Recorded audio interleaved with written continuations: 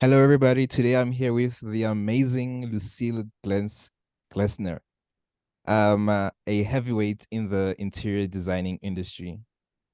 So, Lucille, you have made quite the impact in the interior designing industry. Can you briefly tell us more about your personal journey to becoming a successful owner of an interior designing firm?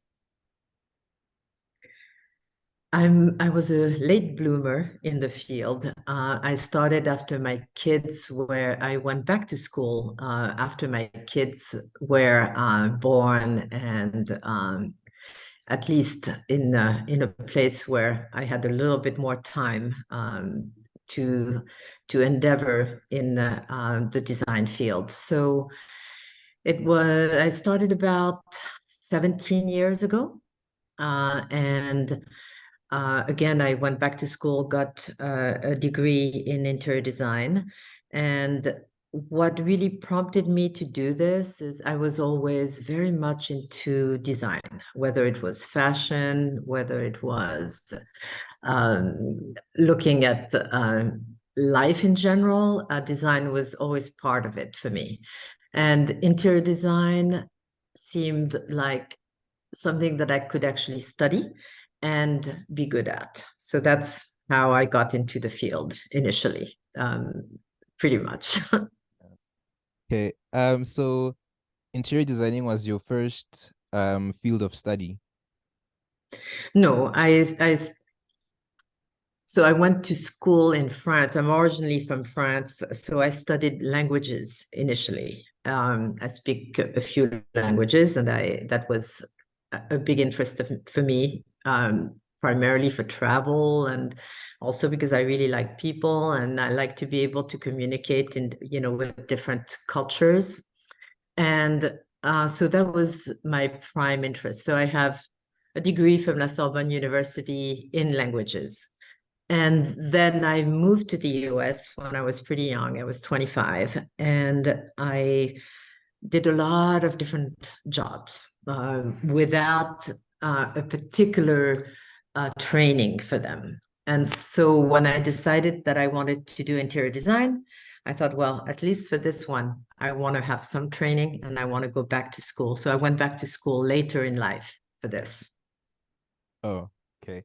So, what are some of the biggest challenges you faced when you first started your interior designing firm? So interior design has a lot of different facets. You can do so many different things. You have the commercial field, you have the residential field, you have retail, you have it really is a huge field. And figuring out what I wanted to do initially was a little bit challenging, but I was lucky enough to always have been drawn to things that are more modern and more contemporary in style. At the time where I live in California, 17, plus years ago, it was design was more towards a traditional or transitional style. So I was a little unique in wanting to do something modern and contemporary. Now everything has switched the other way, and everybody is into mid-century modern and doing everything in a more simple. There is a resurgence of the mid-century modern style as well as contemporary. That was not the case when I first started. So without knowing, I kind of became a little bit of an expert in that field. And that kind of gave me the momentum to succeed. So, you were one of the ones who paved the way for the modern design. That's amazing. I don't know if it was always there. I think it was rediscovered.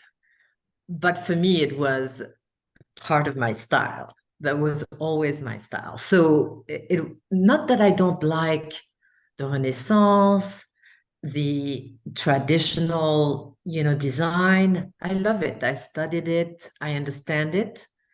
But in California, which is kind of, the US is a new country, I just didn't see the need to really go back to those very traditional styles when you're building a new home. It just seemed to me that we're in a modern area and we could just design that way instead of going back to an old style.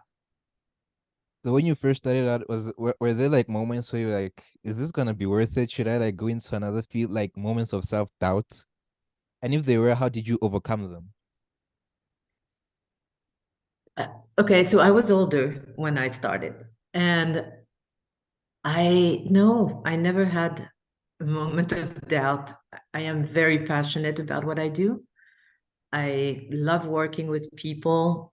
In this area, there are people from all over the world and intelligent people that I work with, and I love helping people. So no, I didn't. It just seemed like it was the right path for me from the beginning. And I doubted myself in the sense of I didn't know what I was doing in the beginning, even though you go to school, you don't have a lot of experience. I didn't work for someone else. I started my own business right away. So there were moments of doubt business wise, but not as far as what I was doing. Okay. So on your website, it says you do commercial and residential interior designing. So what would you say is is the difference between the two? The difference between the two is that you're designing for two people or a family versus you designing for multiple people in a space that's going to be communal, where people are also going to spend a lot of time. So it's a different thinking. Both need, in my opinion, need to be extremely functional. You need to really understand how people are going to live or work in a space. So it's commercial is a little harder because there are even more codes. In California, we have tons of codes because we have earthquakes, because we, want to limit water consumption, because we are energy conscious, we're sustainable, we want to do all these things. And then you have the cities that also have codes for people who have disabilities, all those things. So commercial, I find it is extremely interesting because it's very technical. You really need to understand all those rules in order to design an office building or design a medical clinic. You really need to understand how it's going to be used, how it's going to function, and also at the same time make it beautiful. So that's the commercial side. And in an office, you're working with tons of different people. You also need to understand the politics, you, who makes the decisions, how, and try to influence to make it something that's going to work for everyone. As I said, I really like to help people, which means everyone, not just the CEO of the company. I want all the employees to be happy in the space or as much as possible. And I need to be the one influencing that. And like, I'm just going to give you an example. And you shut me off because I talk a lot. So if I'm taking too long on one question, but basically, in a space and the older type buildings, you would have tons of offices all around the room, and then you have people with workstations in the middle of a room, right? The problem with that is all the windows are on the exterior, the perimeter of the building. So you have all these people in offices, one person per office, having all the natural light.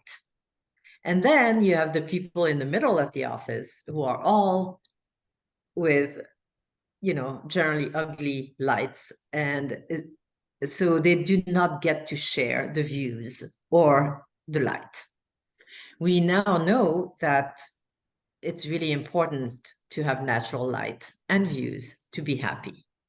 So when I get in the situation, I want to remove the offices or I put glass everywhere so the light can come in and it can be shared with everyone. So just an example. In residential, it's more a question of, we're doing a kitchen, we're doing bathrooms. It kind of repeats itself a little bit more. And then it's, okay, are we gonna, put a bidet versus, something else? And so it's gonna function, we're gonna make it, we'll customize it to the people who live in the space. And so that's maybe the difference. And all materials are different too, of course. Okay, so how long does a project last? So for example, let's say you're redesigning a bathroom. You're renovating it from a old Asian decor style to a modern design. How long would that project typically last on average? If it's just a bathroom, are you talking about just the design or also the construction? The construction, everything that goes into it. Everything? It's going to take 5 months. But I generally don't just do a bathroom. I will do a whole house. And generally, they're pretty large homes. So I'm doing, right now, the biggest one I'm doing right now is, 12,000 square feet. And we're talking 8 bathrooms, 2 powder rooms, 3 kitchens, a home theater, so all these things. So that will take, 2 years probably. Um, a smaller home will take a year. It really depends on, but it takes a long time because there's the designing part where I'm doing drafting plans, I'm discussing with clients, I'm going to select all the materials and the finishes.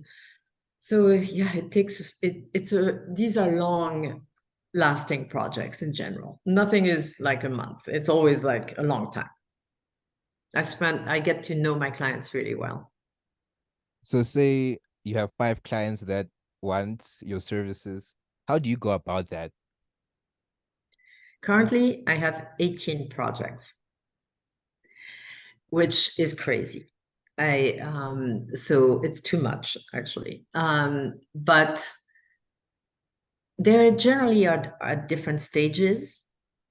Uh, but I'm a multitasker. You have to be a multitasker, I think, in this field, and you have to be a major project manager. If you can project manage well and you're organized, you can do it. And then you need tools. You need tools for various areas of the business because you have many different levels of things that you need to do. It's a very varied job. I'm never exactly doing the same thing every day, which I love. Um, it's just a continuation. You're always learning something new. You have to continue learning, continue going to look at different things, understanding different materials, seeing what's, the latest plumbing fixture, whatever. It's really important that you don't get in a lull. You don't just do the same thing all the time. So right now, is there a particular project that comes to mind that you're particularly proud of?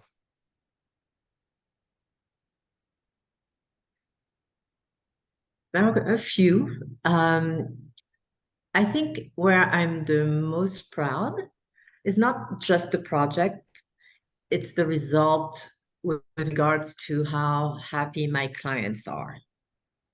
So there's one that I just finished in Carmel, California. From South Africa, you might not know, but it's a really beautiful coastal town where I don't know if you know Clint Eastwood, but he was the mayor there for a while. So it's south of where I live, and um, it's a beautiful home with the view of the ocean, a private cove. It's really incredible. And I just feel that I enhanced that home in a way that my clients are just so happy being there. And that makes me proud. And I feel like I've done a really good job. That's what makes me proud. And also it's beautiful, but it's that's the one that comes to mind. And I love these clients. And so that's uh that's what I would say. Okay, so you have been in the field for a very long time, 17 years, almost 2 decades. So over the years, what would you say have been the most important trends in the interior designing industry? I think I can only talk about California. I could talk about France as well because I travel a lot and I keep in touch with trends in many parts of the world. Um, I actually really love African art as well. So I it has nothing to do with you, but whenever I can, I will, depending on who my clients are, I will, try to integrate, things from their culture. And that's really important to me. Um, what was your question again? I'm sorry, I'm diverting, I think. Uh, what has been the most Yeah. important trends? So yeah, the trends to me, it I don't know that I would follow the trends personally. So I made my own, style, but of course I see what's going on. And so we went from this, I would say, nameless design style, which was called, I guess, American traditional, I will call it, in our area, to mid-century modern.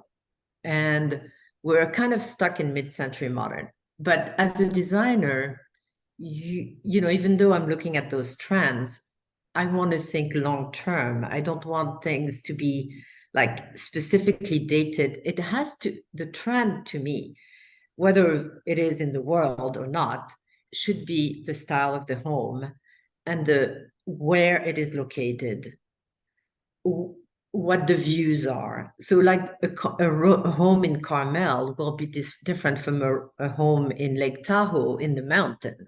I'm not going to do the same style. So, as far as style, I think it's more a trend of style trends. Uh,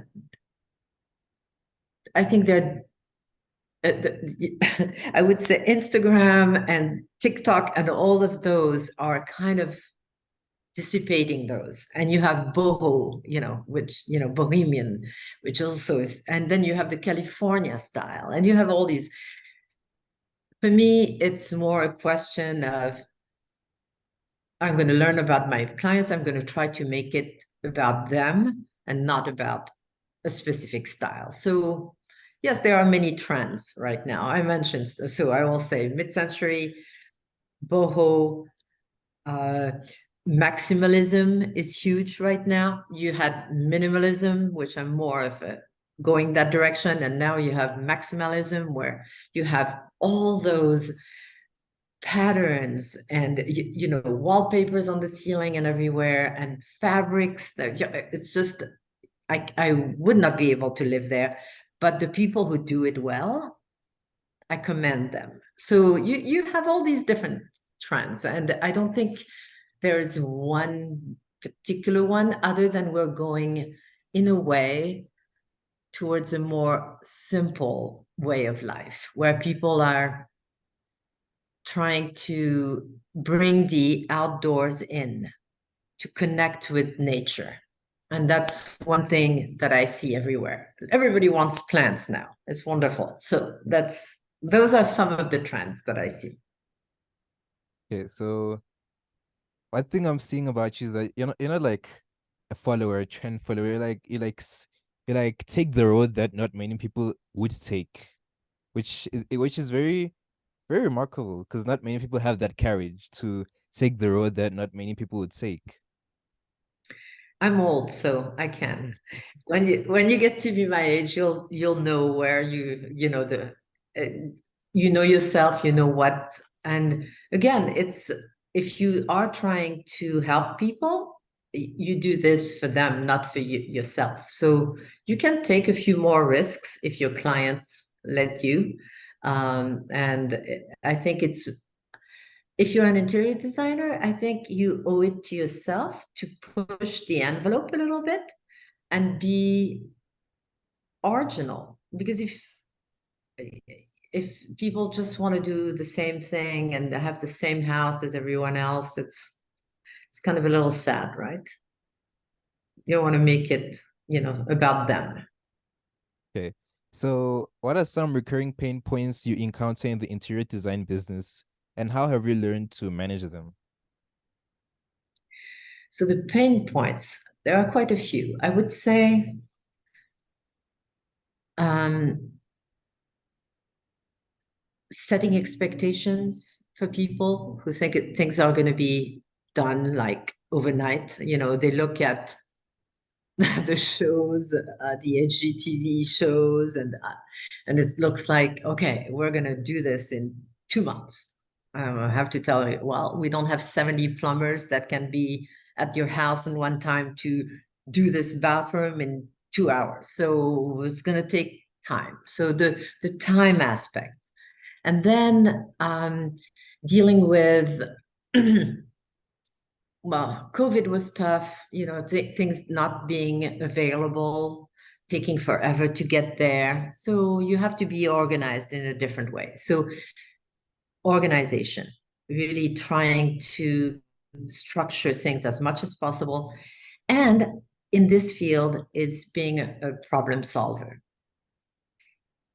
So what you can expect is nothing is ever going to run super smoothly. However much you've planned, however much something is going to go amiss. And so you need to really know how to solve problems and do it gracefully. And if you've made a mistake, say it. Be honest. I in this field for me, it's the honesty, not pointing fingers at other people. Say, okay, everybody makes mistakes. I mean, and also just trying to find solutions, not delving on the mistake, but really looking at it and say, okay, we need to fix this. How do we go about this? So it's teamwork, and teamwork can be difficult because people don't always want to be on a team, so you have to be pretty good at working with people. So if you're not good at working with people, don't get into that field, because it's a field where you're going to be working with a lot of people. And then the other difficult part, finances. How do you price yourself when you're your own business owner? I'm selling myself all the time. It's easy for me now because, again, I've done this for a long time. In the beginning, oh my God, it was so difficult. Because when I was rejected, when somebody said, oh, no, no, we're going to go with this other designer, I was like crushed. I was like, oh, I would have done such a good job. Yeah. But it's, you know, the selling being not taking it personally when you don't, get something, but it's as if you were interviewing every day. You're like, presenting yourself, presenting your work, and saying, "Hey,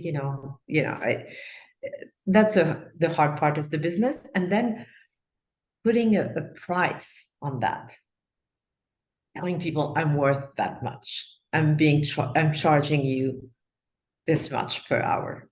That's hard too. So I think that it's the business side of things that is more difficult than the actual work. And I was not a super good business person initially. I think I was a very good designer, but not automatically a good business person, because I didn't have any experience. But I learned, and now I can say that I'm much better. So how do you handle feedback and criticism from clients? Well, that's where you shouldn't have too big of an ego, because um, To tell you the truth, because I work so much as a team with my clients, I really involve them in the decisions. I'm not a designer who will tell them, oh, we're going to do this. That's not how I work. I work with, okay, we're going to go look at things. We're going to explore these materials. So we're going to look at how this would function. I work with them. So I don't get actually a lot of criticism because they're part of the decision. But if they criticize me or somebody does, I look at it as well, nobody really likes to be criticized. I'm not saying I'm going to love it, but I look at it as a learning, experience, something that I could improve on. And I'm always trying to be better. So if nobody tells you, oh, you should have done that, yeah, I see it as something helpful. I try to learn from it. Yeah. Yeah, well, personally, I love criticism.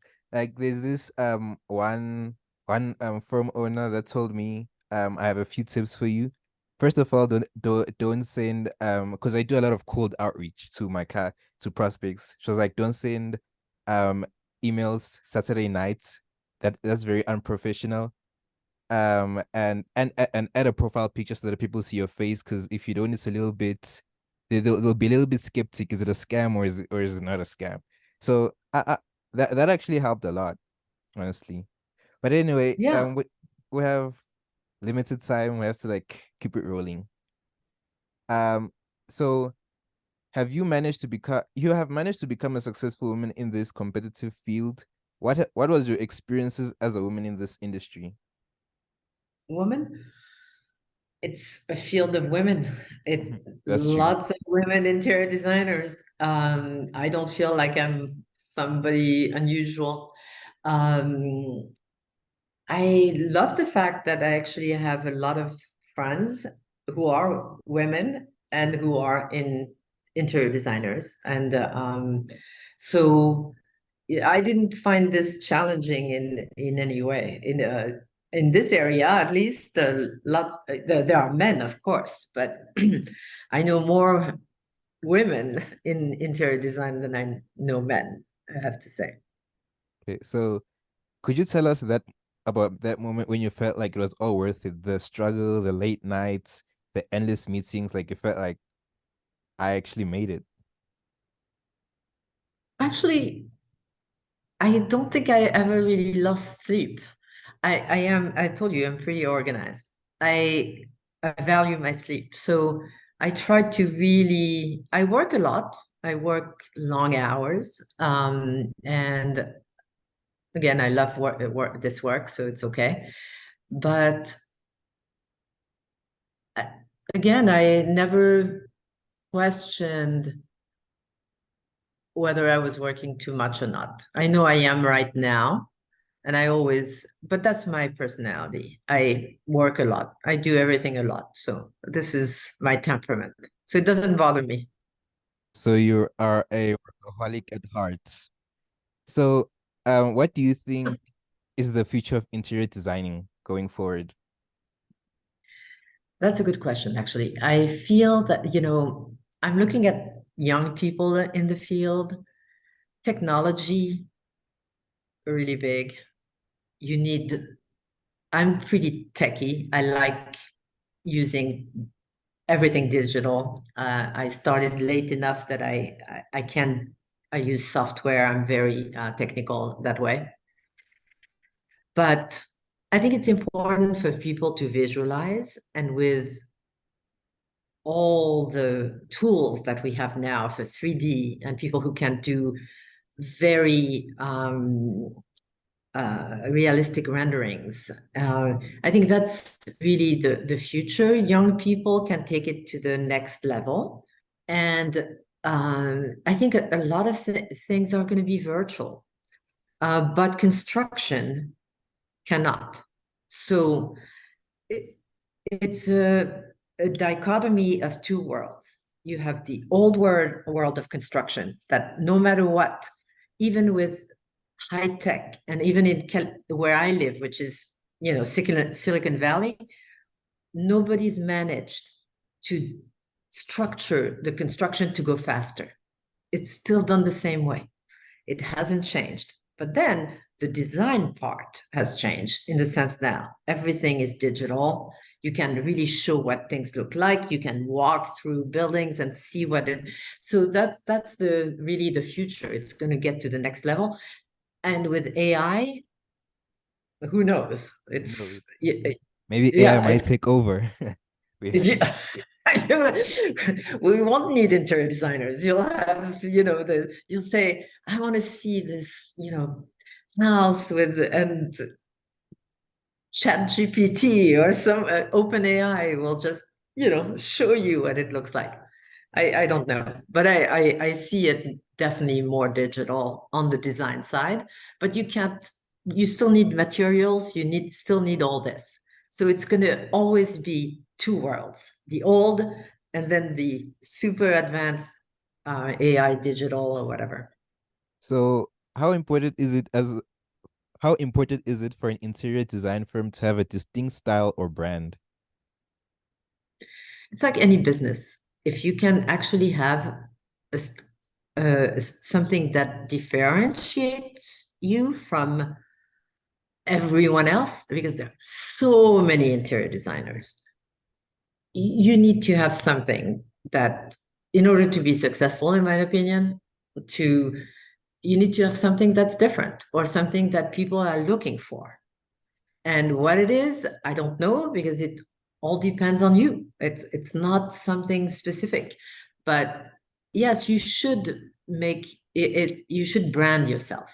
In interior design in itself, artists, if you don't brand yourself, if you don't have a style, if you just do whatever, I don't think it's gonna help you very much. You So need to, we yeah, have branding is important. we have 6 minutes left, so two questions left. Um, Okay. what can we expect from your firm in the coming years? Are you looking to expand, go into other countries? I work in different parts of the US and I've done some work in Europe, but at this stage of my life, I um, I want to pick and choose my projects to be very interesting or with people that I really like. I'm very picky in what I work on, and I'm very interested in commercial because I can impact more people. So I think I'd go more on the commercial side than the residential. But right now, residential is crazy, so I'm doing more there. But so I don't know. But I'm not going to expand much more now. The reason is because when you expand, you do less design. You become more of a manager of other people who do the design. And I love designing, so I think I'm not going to expand too much. I have people working with me, but I don't want to have a huge firm now. Okay. So last question. As someone who has achieved success in this industry, is there any advice you would like to give a upcoming interior designer or someone that's aspiring to go come into the interior designing field? Hmm. Do something that I didn't do. I didn't work for someone else. I think it, and that was hard. So I would definitely recommend that you work for someone and that you look for that person as someone who's going to teach you, be a mentor, and really help you define yourself. Um, and study business if you're going to start your own business, because if you don't know how to do that, that's also hard. So those would be, and then it's more a question if you love design, then you're going to be good at it. Just keep learning, start studying. Just, yeah, always learn. A common problem I've seen is that many business owners don't know how to be business owners because many of them like didn't go to business school, but then at the same time, some of them that did go to business school say that their degree isn't helping them. So I mean, it's a bit controversial, like whether you should go to No, no, I'm business. not saying to go to business school. I'm just saying when I say study business, I would say maybe study accounting. At least Definitely. understand the basics of finance. So you, that would be the minimal thing. And but yeah, yeah, I think that's. I'm not saying go to business school on top of doing interior design, Definitely. but if you're going to start your own business, try to understand the business Yeah. side of things. Because every business owner must know their numbers, definitely. Lucille, thank you for coming on today.